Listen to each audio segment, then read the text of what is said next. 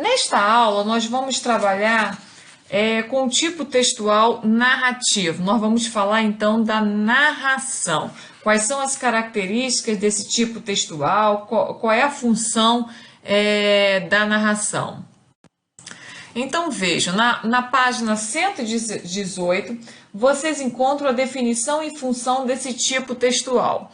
O texto narrativo, então, é o relato de um acontecimento em que atuam personagens. Então, o que significa? Para que serve o texto narrativo? É um texto em que se tem por objetivo fazer um relato de um acontecimento, e desse relato participam personagens. Então, nós vamos encontrar gramaticalmente o predomínio de verbos do passado, além de advérbios, conjunções temporais e a reprodução do discurso do outro. Quais são, então, as características do tipo textual narrativo? Então, primeiro, uma narrativa se apoia numa sucessão cronológica de ações. Os fatos narrativos normalmente são identificados pelo uso do pretérito perfeito indicativo, algumas vezes pelo presente do indicativo, ou do gerúndio e pelo uso do pretérito imperfeito. Então, a estruturação cronológica da sequência de ações leva obrigatoriamente a um fim. Então, observe, leiam a fábula que se encontra na página 119, tá? Do gato e o galo. Então, observem a sequência de ações.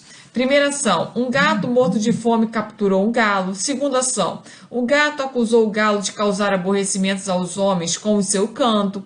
Terceira ação, o galo se defendeu. E quarta ação, o gato comeu o galo. Então, observe que o tempo verbal predominante é o pretérito perfeito indicativo. Capturou, ficou, acusou. Em algumas passagens, nós também encontramos o pretérito imperfeito. Cantava, deixava. O pretérito imperfeito dá a ideia de continuidade de ação, né? A ação não acabou no passado, diferente do pretérito perfeito, que dá a ideia de ação acabada. Na aula 17, nós estudamos que em textos narrativos, os tempos verbais mais usados são os tempos do passado. Isso porque, nesse caso, o emprego dos verbos no passado provoca uma atitude mais relaxada, tende a haver um distanciamento em relação aos fatos narrados, como no exemplo um gato morto de fome capturou um galo. Nós temos aqui o pretérito perfeito. Então, agora, quando nós passamos essa sequência para o presente, um gato morto de fome captura um galo, o tempo presente do indicativo, quando ele é utilizado, há uma atitude de maior engajamento, aproximando-se os fatos, como se tivesse recorrido a uma câmera de zoom, aumentando, portanto, a tensão narrativa. Então, como você deve ter percebido, no exemplo A, um gato morto de fome capturou um galo, há um maior distanciamento entre o tempo em que as ações ocorrem e o fato narrado. Já no exemplo B, um gato morto de fome captura um galo, então com verbo no presente, a impressão que temos é a de que estamos presenciando a cena no momento em que ela ocorre. Assim, o tempo presente aproxima os fatos, cria uma expectativa, um suspense maior. Além dos tempos verbais, outras marcas linguísticas explícitas evidenciam a sucessão cronológica das narrativas. Por exemplo, na fábula encontramos o gato então, esse então mostra a passagem do tempo, e assim, esse assim mostra a passagem do tempo, né? Então, são expressões que vão mostrar a passagem do tempo. Outras, por exemplo, em seguida, depois, aí, né? No entanto, nem sempre nós encontramos marcas explícitas mostrando essa passagem do tempo. Às vezes, a passagem do tempo é mostrada por meio de uma relação de condição-ação. Então, se eu tenho um exemplo, Carlos abriu a gaveta e pegou a camisa. Para que a segunda ação se realize, ou seja, de pegar a camisa, é indispensável que a primeira seja executada, ou seja, primeiro Carlos precisa abrir a gaveta. Uma segunda forma de verificarmos essa passagem do tempo é por meio de uma relação de motivação-ação. Um gato sente fome e captura um galo para jantar. Então, para o gato primeiro capturar o galo, primeiro ele tem que sentir fome. Então, aí a gente percebe uma passagem do tempo. Outra forma de percebermos a passagem do tempo é por meio de uma relação causa-consequência. Choveu tanto que as ruas ficaram alagadas. Então, essa consequência de as ruas terem ficado alagadas só aconteceu em função dessa causa de chover. Então, primeiro chove para as ruas ficarem alagadas. Outra forma de percebermos a passagem do tempo é em função de uma ordem cultural estabelecida. Os meninos foram ao cinema. Primeiro compraram os ingressos, depois a pipoca e em seguida foram se sentar na sala onde o filme seria exibido. Então, para que os meninos assistissem ao filme em uma sala de cinema, eles precisavam primeiro comprar os ingressos. O nosso conhecimento cultural do mundo é que nos permite agir de forma adequada em uma missa, em um restaurante, em um casamento. Outra forma de percebermos a passagem do tempo é a presença do diálogo. Se eu tenho o telefone, toca trim, alô, Ana, oi, Amanda. Há uma passagem do tempo, alguns segundos, entre Ana, entre a primeira personagem respondendo, né, alô, Ana, aí a outra, oi, Amanda. Então, a primeira fala é da Amanda, a segunda é da Ana. Divisão de capítulos, uma separação de sessões por meio de espaços em brancos mais amplos. Então, esses detalhes. Os gráficos também mostram a passagem do tempo. Outra característica do tipo textual narrativo é que toda narrativa implica uma diferença entre estado do mundo ou situações. Isso significa dizer que a sucessão de ações também é verificada por meio de diferença de estado. Então, por exemplo, se colocamos uma água para ferver, sabemos que o tempo passou quando a água que estava fria ficou quente. Da mesma forma, na fábula lida, a estruturação cronológica da sequência de ações leva obrigatoriamente a um fim, que dá a razão de ser de todas as ações narradas. No início do texto, o galo estava vivo e, ao final, morto. Isso aí mostra uma passagem do tempo.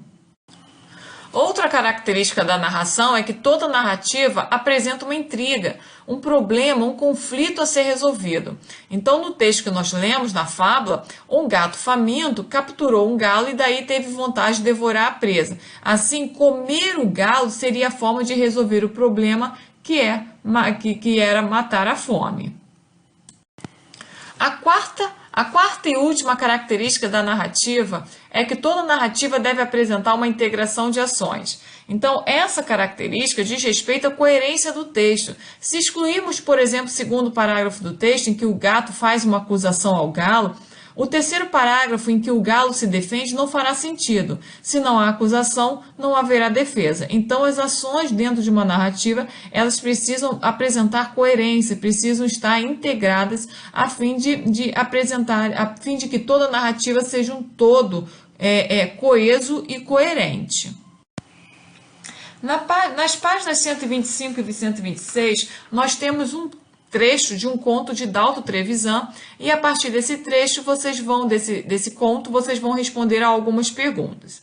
Então nós temos apelo. Amanhã faz um mês que a senhora está longe de casa. Primeiros dias, para dizer a verdade, não senti falta. Bom chegar tarde, esquecido na conversa de esquina.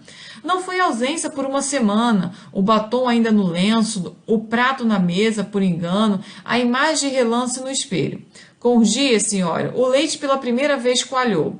A notícia de sua perda veio aos poucos. A pilha de jornais ali no chão, ninguém os guardou debaixo da escada. Toda a casa era um corredor deserto. Até o canário ficou mudo. Para não dar parte de fraco, senhora, fui beber com os amigos. 1h da noite, eles se iam e eu ficava só, sem o perdão de sua presença, a todas as aflições do dia, como a última luz na varanda.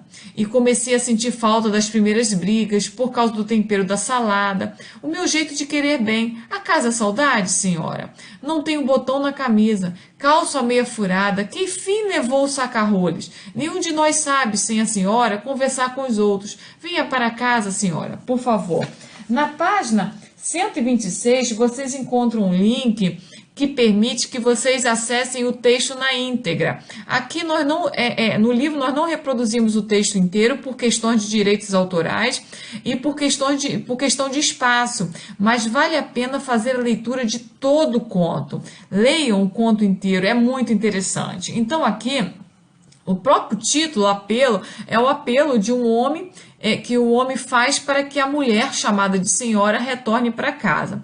Então aqui nós percebemos uma separação. Nesse primeiro momento, o homem não sente falta da mulher porque ele se sente livre, né? Pode voltar para casa a hora que ele deseja, não se preocupa com a organização da casa, com a bagunça, mas aos poucos ele começa a perceber a falta da mulher, né? Da companhia da mulher, das atividades que a mulher fazia, né? Ele diz, não tem o botão na camisa, então como se a mulher costurasse o botão na camisa, calço a meia furada, né? Que fim levou o saca-rolhos. Então aí você percebe uma desorganização que vai se instaurando no espaço por falta da presença da mulher.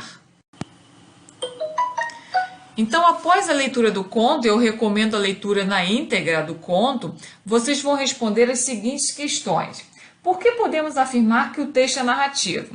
Então, o texto é narrativo por apresentar, além de outras características, logo de início, um narrador-personagem que relata fatos, as consequências da saída da esposa, chamada de senhora do lar. Então, vejam só, aqui o narrador, ele atua na história, ele é personagem. Nós temos um texto escrito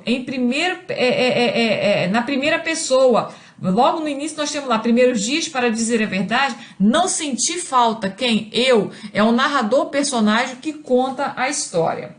Letra B. Uma narrativa se apoia numa sucessão cronológica de ações. Pelas ações do narrador personagem, verificamos sentimentos sucessivos e opostos. Levando em consideração a ordem que os fatos ocorrem no conto, que sentimentos a ausência da mulher provoca nesse narrador personagem. Justifique com passagem do texto. Então vejam só, num primeiro momento, esse narrador personagem sente alívio, não sentir falta, bom chegar tarde.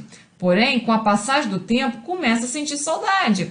Toda a casa era um corredor deserto. Para não dar parte de fraco, fui beber com os amigos. Eu ficava só, sem perdão de sua presença. Comecei a sentir falta das primeiras brigas. Venha para casa, senhora, por favor. Então aí nós percebemos alguns sentimentos provocados pela ausência da mulher, né? Então são sentimentos sentidos por esse narrador personagem. Letra C. Além das ações indicadas pelos verbos, a sucessão cronológica no texto está explicitamente marcada por algumas palavras e expressões.